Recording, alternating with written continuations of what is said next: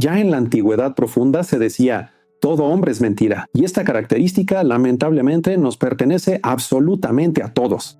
Todos llevamos máscaras porque nos resulta insoportablemente difícil soportar la verdad sobre nosotros mismos. No sabemos quiénes somos y tratamos de adivinar quiénes deberíamos ser. Y nos perdemos en ese proceso y al final nos lastimamos a nosotros mismos, incluso antes de darnos cuenta de que realmente nos duele. Y es precisamente aquí, en esta desconexión de nuestra realidad interna, es donde echa raíces la hipocresía. Y la raíz de esto es el miedo. Miedo al mundo. Tenemos miedo de no vestirnos bien, de no vernos bien, de no vivir como se debe. Y tenemos miedo de que nuestra vida o nuestra carrera no hayan tenido éxito. Es natural que queramos huir y escondernos de aquello que nos parece más fuerte que nosotros. Y para protegernos, justamente construimos esa imagen ilusoria de nosotros mismos. Pero esto es lo que quiero que escuchen. Esa capa cultural que reprime nuestra parte salvaje, bárbara, nuestros instintos más animales, en realidad es muy frágil y delgada. Y detrás de esa fina capa de barniz, hay algo que normalmente preferimos no ver. No son solo palabras bonitas. A principios de los años 60, un psicólogo llamado Stanley Milgram realizó una serie de experimentos en la Universidad de Yale. Quizá hayan oído hablar de ellos. Él les pidió a personas comunes, aparentemente decentes, maestros, oficinistas, ingenieros, que aplicaran descargas eléctricas a un desconocido. Por supuesto, en realidad no había corriente eléctrica, pero los participantes del experimento no lo sabían. Y la única razón para que obedecieran era que una persona con bata blanca les decía, continúe. Y así el 65% de ellos llegó al nivel máximo de voltaje, que en la escala, por cierto, estaba marcado como mortalmente peligroso. El 65% de personas comunes. Cada uno de ellos estaba seguro antes del experimento de que nunca actuaría de esa manera. Y ahí tienes la hipocresía en su esencia más pura. Es una capa muy delgada de barniz de nuestra civilización que puede romperse solo por una voz autoritaria. Durante nuestra conversación vamos a analizar cómo funciona esto, por qué todos estamos atrapados en ello y, lo más importante, cómo podemos salir de ahí.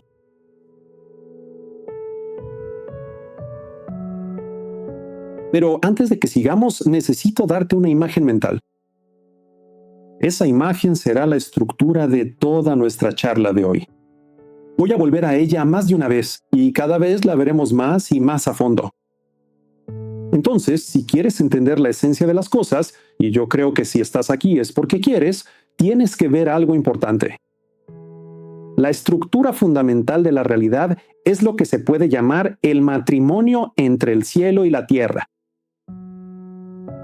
Y el cielo no es un lugar físico, en este caso, sobre tu cabeza.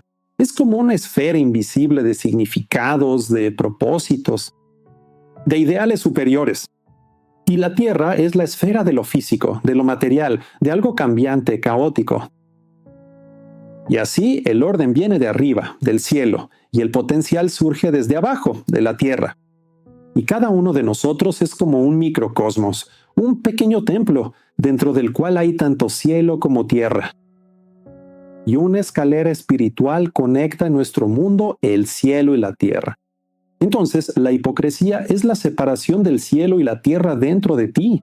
Es una situación en la que declaras los ideales más elevados, pero tus acciones cotidianas no los reflejan en absoluto. Y les pido que recuerden esta imagen. Ahora piensen en lo que sucede cuando dicen una cosa, pero en realidad hacen algo completamente diferente. Cuando mientes para causar alguna impresión o conseguir un pequeño beneficio momentáneo. En ese momento, olvidas la plenitud de tu personalidad y distorsionas la realidad para ajustarla a tu propio relato egoísta. Cortas tus acciones de tu verdadero propósito superior y esas acciones se convierten en lo que yo llamaría un proceso parasitario. Presta atención a esta imagen. Un parásito es cuando alguna parte de tu ser, tu pasión más baja, algún miedo pequeño, tu vanidad, se encierra en sí misma y empieza a fingir que es una entidad independiente, destruyendo a ese agente superior del cual forma parte. La mentira siempre es parasitaria, porque pone tus deseos egoístas por encima de la verdadera comunicación y unión con otras personas. ¿Y qué pasa después? En cuanto te vuelves esclavo de ese comportamiento, tu personalidad empieza a fragmentarse. Diferentes partes de ti se separan unas de otras y pierdes tu unidad más profunda. Y esto no es una metáfora. De verdad dejas de ser una persona íntegra. Por eso en las Escrituras se dice que la paga del pecado es la muerte. Y la muerte es un proceso tanto simbólico como literal, en el que los aspectos del ser se aíslan unos de otros y se descomponen en partes. Mira, el principal mecanismo que sostiene nuestra ilusión es el juicio. Fíjate qué fácil hablamos de los errores, de las malas acciones de otras personas. Y vale la pena preguntarse, ¿qué hay detrás de eso? Siento, qué tan bueno soy, porque resulta que los demás son peores que yo. Y constantemente intentamos sentirnos superiores señalando las debilidades de otros. Nuestro sentido de justicia propia es, en esencia, un mecanismo psicológico medible que literalmente nos hace peores. Al juzgar a alguien públicamente, es como si ganáramos el derecho a nuestro propio pecado. Es interesante ver cómo la otra rama de la psicología profunda interpreta la naturaleza de este juicio. Esas cualidades antisociales o egoístas que nos negamos a aceptar en nosotros mismos se van a lo que el poeta Robert Bly llamó la larga bolsa que arrastramos detrás de nosotros. Jung lo llamaba la sombra. Es una colección de todo lo que hemos escondido para obtener amor y aprobación. Y por fuera nos ponemos la persona, esa máscara social tan comprensible y aceptada. Y aquí está el problema. Empezamos a identificarnos completamente con esa máscara. Fingimos que estamos hechos de pura luz, todos tan maravillosos, y nos empeñamos en ignorar esa oscuridad que está escondida detrás de nosotros, ahí en ese saco invisible. La hipocresía no es solo mentirle a los demás, es ante todo mentirse a uno mismo, negarse a reconocer lo que llevamos dentro. Imagínate a una persona que cada domingo va a la iglesia, dice las cosas correctas, critica a gente inmoral en internet, y luego vuelve a casa y descarga su frustración con sus seres queridos. O se esconde en alguna adicción o vive una vida que no tiene nada que ver con los ideales que profesa públicamente. Y cada vez es la misma enfermedad. El cielo dentro de esa persona está desconectado de su tierra. Sobre esta enfermedad también habló muy bien Solzhenitsyn. Él escribió en Archipiélago Gulag que la línea que separa el bien y el mal no pasa entre países, ni entre clases, ni entre partidos, sino directamente por cada corazón humano. Y también decía que esa línea es movible. Dentro de nosotros, esa línea fluctúa durante años. Incluso en los corazones llenos de maldad se conserva un pequeño reducto de bondad. Y hasta en los mejores corazones queda ese rincón de maldad que no se puede arrancar. Fíjense, Solzhenitsyn llegó a esta conclusión no sentado cómodamente en un despacho frente a un escritorio. Él entendió esto acostado sobre la paja podrida de una prisión. Antes de eso, por vocación propia, embriagado. Por esos éxitos juveniles se consideraba infalible y por eso era cruel en su manera de actuar. En sus momentos más oscuros estaba convencido de que hacía el bien y estaba perfectamente armado con algún sistema de argumentos. ¿Lo reconoces? Este es el verdadero retrato de un hipócrita pintado desde adentro, una persona que estaba absolutamente segura de tener la razón, hasta que la realidad lo quebró, y fue precisamente a través de esa ruptura que por primera vez vio la verdad real. Me parece que esto es lo más difícil de nuestra conversación de hoy. Aceptar que el mal no está en algún lugar allá afuera, sino aquí dentro de mí. Y solo a partir de ese reconocimiento empieza algo realmente auténtico.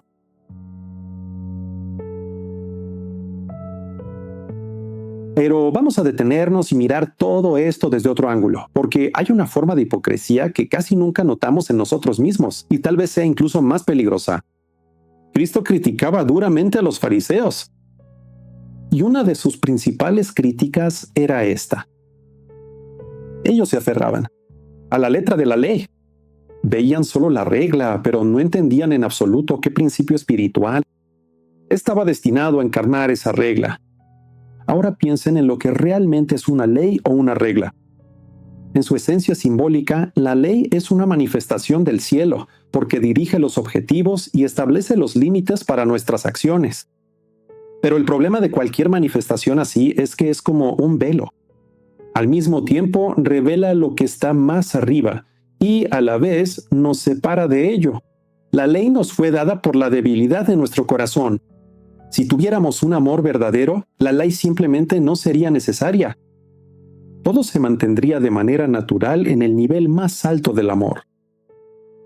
Cuando realmente amas a una persona, no necesitas una regla como, por ejemplo, no le mientas. Simplemente no mientes porque amas. El amor no te permite mentir. Las reglas existen para esos casos en los que falta amor.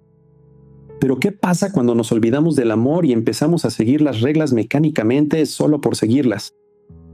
Resulta que en ese momento separamos las reglas de la propia fuente que les da sentido.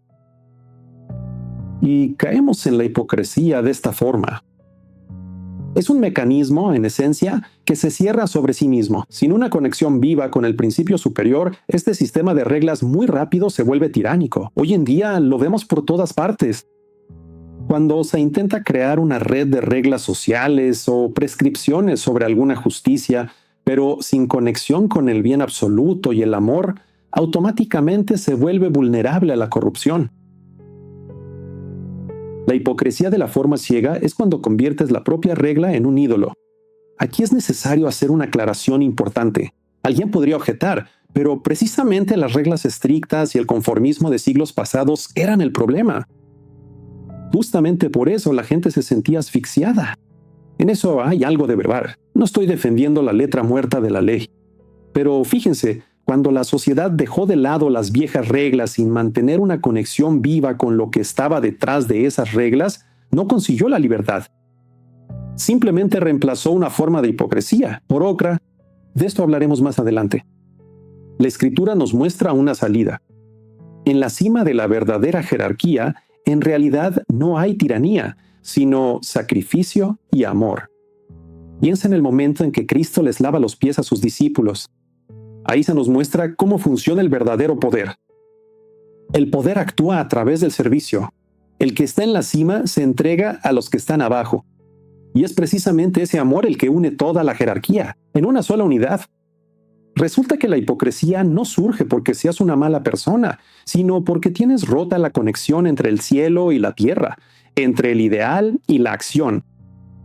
Y la solución no es ser aún más estricto contigo mismo, ni apretar las tuercas más fuerte. La solución es restaurar esa conexión viva. Y una conexión viva es el amor. Pero aquí, y les pido que escuchen esto, entre comprender que el amor es necesario y empezar a vivir desde el amor, hay una diferencia verdaderamente enorme. Hay un episodio maravilloso en Los Hermanos Karamazov de Dostoyevsky. Una mujer se acerca al anciano Zosima y confiesa. Ella ama a la humanidad en sueños. Está dispuesta a abrazar al mundo entero, pero no soporta a las personas reales y concretas a su alrededor. No soporta su olor, sus costumbres, su ingratitud. En general, todo le causa repulsión. Y Zosima le dice algo clave. El amor activo es algo completamente diferente al amor soñado. El amor activo es un trabajo duro, concreto y diario. Es amor no hacia la humanidad, sino hacia esa persona concreta y molesta que tienes delante. Y ese abismo entre el amor soñado y el amor activo es, tal vez, la descripción más precisa de la hipocresía que conozco. Y justamente sobre ese abismo, sobre cómo cruzarlo, vamos a hablar más adelante.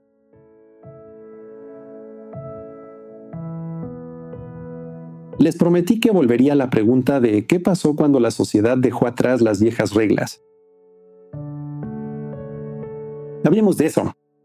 El mundo moderno nos ofrece un remedio muy extraño contra la hipocresía. Y eso es lo que hoy llamamos autenticidad. En general, desde los años 60, la cultura de Europa Occidental repite constantemente que para ser auténtico tienes que liberarte de ciertas normas sociales y aceptar todos tus impulsos momentáneos. Expresar tus deseos más locos. nos hacen creer que la identidad es precisamente esa diferencia con los demás, y que tener identidad significa ser rebelde a tu manera. Piensa, por ejemplo, en la estética del punk rock o incluso en la mayoría de las películas animadas de Disney. Casi siempre nos enseñan a rebelarnos contra los padres, contra la sociedad, contra cualquier tipo de orden moral. Y por eso empezamos a creer que nuestras rarezas, nuestros impulsos, nuestras pasiones, eso es lo que realmente somos. Pero déjenme decirles a qué lleva esto en realidad. Cuando intentas encontrar la libertad a través de esa transgresión, rompiendo límites y complaciendo tus caprichos, cometes un error muy grave, porque las pasiones no te hacen libre.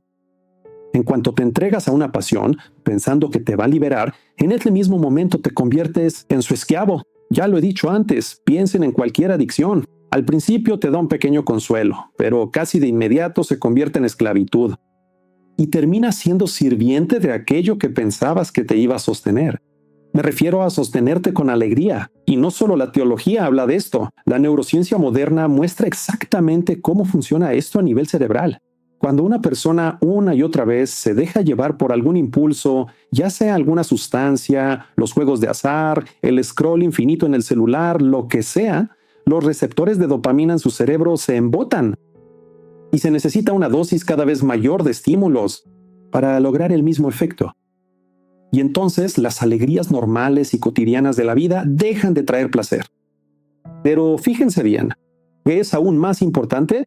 La corteza prefrontal, esa parte del cerebro que es responsable del autocontrol, de la planificación a largo plazo, de la capacidad de decir no. Literalmente pierde la conexión con el sistema límbico, ese sistema que genera el impulso.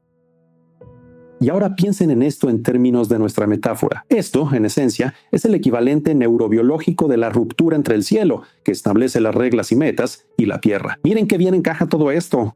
Las funciones superiores del cerebro, que deberían guiar a las inferiores, simplemente se apagan. La tierra está desbordada y el cielo guarda silencio. No puede dar dirección ni sentido. Y esas pasiones empiezan a actuar dentro de ti, como esos mismos procesos parasitarios de los que hablé antes. Son como subpersonalidades que poco a poco se separan de tu integridad. Capturan tu atención y empiezan a consumir los recursos de tu ser. Y mientras más las consientes, más se fragmenta tu personalidad, descomponiéndose en partes. Y te conviertes no en una persona íntegra, sino en una marioneta de deseos dispersos. Aquí es donde se esconde la mayor hipocresía del rebelde moderno. Proclamando una independencia absoluta y cediendo ciegamente a sus caprichos, este rebelde moderno, sin darse cuenta, sirve a fuerzas parasitarias que lo llevan a la desintegración. Es interesante que Dostoyevsky notó esto mucho antes de la neurociencia. En sus Apuntes desde el subsuelo escribió algo sorprendente. Cuanto más el protagonista era consciente de lo bueno y de todo lo bello y elevado, más profundamente se hundía en su propio pantano. Aquí tienes la fórmula perfecta de la hipocresía. El conocimiento de los ideales sin una conexión viva con ellos no solo es inútil, incluso puede empeorar la caída. Cuanto más alto es el cielo que se declara, más profunda será la tierra real. Así que vamos a dejarlo claro. Reglas sin amor es trampa. Rebeldía sin disciplina también. ¿Qué funciona realmente?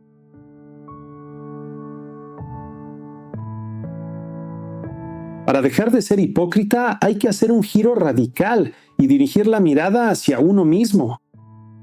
No hacia los pecados ajenos, sino hacia los propios. Todo lo horrible que vemos en los demás, de alguna manera, también está presente en nosotros mismos. Aquí necesito hablarles sobre el pensador francés René Girard. Girard pasó décadas estudiando la misma pregunta. ¿De dónde viene la violencia y cómo la sociedad lidia con ella? Y él descubrió un mecanismo al que llamó el chivo expiatorio. La esencia de esto es la siguiente. Cuando en una comunidad aumenta la tensión, el conflicto, algún tipo de enemistad mutua, las personas no son capaces de reconocer que la fuente del mal está en cada uno de los miembros de esa comunidad. Eso es demasiado doloroso. En vez de eso, encuentran a una sola víctima, ese chivo expiatorio, y descargan sobre él toda su violencia colectiva. Así, al matar o expulsar a la víctima, la comunidad obtiene la paz temporalmente. Pero esa paz es ilusoria, porque el verdadero problema no se ha resuelto. Simplemente está escondido. Y esto es lo interesante. Como notó Girard, los mitos de todos los pueblos del mundo cuentan esta historia siempre desde el punto de vista de la multitud, desde la perspectiva de los perseguidores. La víctima en los mitos siempre es culpable. Pero los textos bíblicos por primera vez cuentan la misma historia, pero desde la víctima. Desenmascaran ese mecanismo. José es inocente, Job es inocente, Cristo es inocente. Y es precisamente este desenmascaramiento lo que hace imposible seguir usando el chivo expiatorio para quien realmente ha escuchado este mensaje. Nosotros, los hipócritas, hacemos lo mismo, pero en miniatura. Cuando vemos algo oscuro en este mundo y decidimos señalarlo con el dedo, empezar a criticar y a juzgar, en ese mismo momento estamos buscando un chivo expiatorio, criticando el mundo exterior. Eso nos da la ilusión de rectitud. Pero este proceso siempre incluye proyectar nuestros propios defectos en otra persona. Como dice la Escritura, en ese momento estamos colaborando con el acusador. Cuando Cristo dijo, no juzguen para que no sean juzgados, no solo estaba dando una lección moral. Literalmente estaba explicando cómo funciona nuestra realidad. De hecho, él decía, dejen de buscar un chivo expiatorio, miren dentro de ustedes mismos. La única salida de esta trampa es mirar honestamente la oscuridad dentro de uno mismo y decir, Señor, sé que esto también está en mí. Por favor, líbrame de esto. Es precisamente con este reconocimiento honesto que comienza la verdadera sanación de la hipocresía.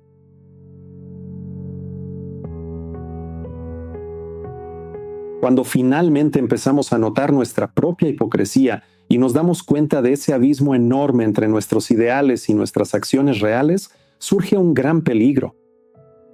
El peligro de caer en el odio hacia uno mismo. El mundo moderno propone tratar esto aumentando la autoestima, pero quiero decirte algo incómodo. El odio hacia uno mismo y el culto a la autoestima, en esencia, son dos caras de la misma moneda. Y el nombre de esa moneda es orgullo. Piénsalo. ¿Por qué te odias a ti mismo cuando cometes algún error? Te odias a ti mismo precisamente porque, en el fondo, crees que debería ser diferente, grandioso, que debería ser como una especie de superhombre. Pero de repente te das cuenta de tu insignificancia, de tu fragilidad, y simplemente no puedes soportarlo. No puedes aceptar que no eres perfecto. Y precisamente para ocultar esa dolorosa discrepancia, empezamos a ser hipócritas, a subirnos la autoestima. Nos ponemos apresuradamente una máscara de rectitud, de corrección, de sabelotodo. Esto recuerda la película Mente Indomable, Good Will Hunting. El protagonista, Will, usa su inteligencia sobresaliente como una armadura. Esa es su máscara, su forma de hipocresía, detrás de la cual esconde heridas internas profundas. Y entonces el psicoterapeuta Sean desarma esa fachada con solo una idea sencilla. Él le dice, puedes saberlo todo por los libros, pero no tienes idea de cómo huele la Capilla Sixtina. Ninguna vida vivida de manera indirecta o como un sustituto podrá jamás reemplazar la vida real. Uno puede pasar toda la vida en la hipocresía, escondiéndose detrás de las apariencias, sin llegar a conocer ni el mundo ni a uno mismo. Así que la verdadera solución está en la humildad genuina. Y aquí es importante para mí que escuchen que la humildad no es una autodegradación dolorosa. Es, soy un inútil, no sirvo para nada. La humildad es posicionarse correctamente dentro de la jerarquía de la realidad. Es tener claro que, por sí mismo, uno no posee nada. Cualquier cualidad o habilidad que tengas es un don, dones que te fueron dados desde el cielo, pero con los que perdiste la conexión. Y en cuanto aceptas esto, ya no necesitas defender desesperadamente tu perfección inventada. Quizás lo más difícil es aprender a soportarse a uno mismo.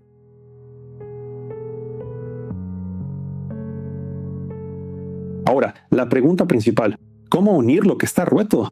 ¿Cómo superar para siempre esa brecha entre el cielo y la tierra, entre los ideales elevados y las acciones cotidianas? La única manera verdadera de unir la realidad en una sola es el amor y el sacrificio. Piensa en cómo existe cualquier integridad en este mundo.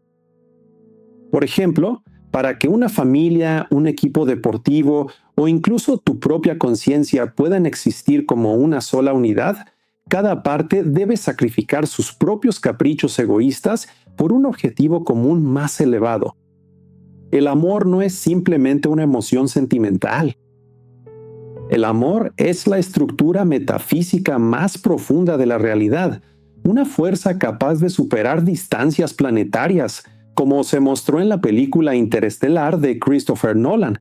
El amor es la capacidad paradójica de que la unidad y la multiplicidad coexistan al mismo tiempo. El verdadero amor significa entregarte al todo sin destruir la individualidad de los demás. Normalmente, nosotros, los hipócritas, intentamos ocultar nuestros defectos buscando un chivo expiatorio. Como mostró Girard, sacrificamos a otros para mantener la ilusión de que tenemos la razón. Pero esa es una solución temporal y destructiva. El verdadero secreto de la realidad es que el mundo se sostiene no por el control ni por sacrificar a otros, sino precisamente por el autosacrificio. Si sigues este patrón hasta el final, hasta la cima de la jerarquía del ser, descubrirás algo interesante. En la cima no está un tirano embriagado de poder. En la cima está aquel que voluntariamente se vacía a sí mismo por amor. Eso es precisamente lo que vemos en Cristo. Él es el Rey del universo precisamente porque subió a la cruz. Es un amor sacrificial y dinámico, una fuerza que atraviesa todo el cosmos y reúne todos sus fragmentos dispersos en uno solo. El sufrimiento nos aleja del ajetreo, de este mundo material, y nos aleja para que podamos encontrar lo que está más allá de sus límites. Les digo esto porque lo sé por experiencia propia. La paradoja de la visión cristiana es que cuando dejas de aferrarte a tu falsa perfección y te entregas en sacrificio, por amor, no desapareces, no te disuelves. Al contrario, de manera paradójica, es justo así como alcanzas tu verdadera plenitud. Recuerden, la cruz es el punto de comunión donde la multiplicidad de las acciones terrenales y la unidad de los ideales más elevados se encuentran. La cruz no es solo un símbolo de sufrimiento, no es únicamente un símbolo de sufrimiento, es el punto donde el cielo y la tierra se unen de nuevo, la vertical y la horizontal, lo más alto y lo más bajo, los ideales y la realidad, y se unen a través de un punto, a través del amor, ese mismo que no pone condiciones, sino que se entrega por completo.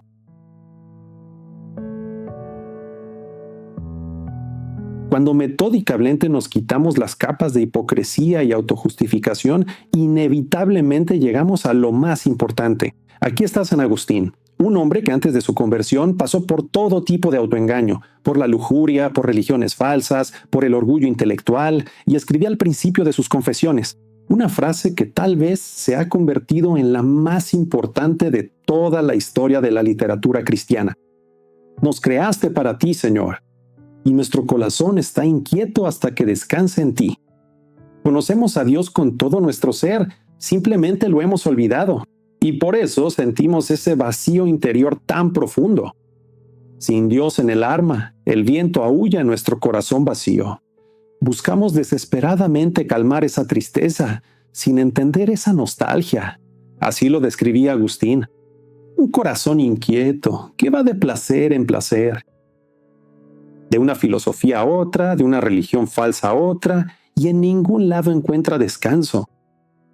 Porque todo lo que no es Dios no puede saciar la sed que está dirigida a Dios.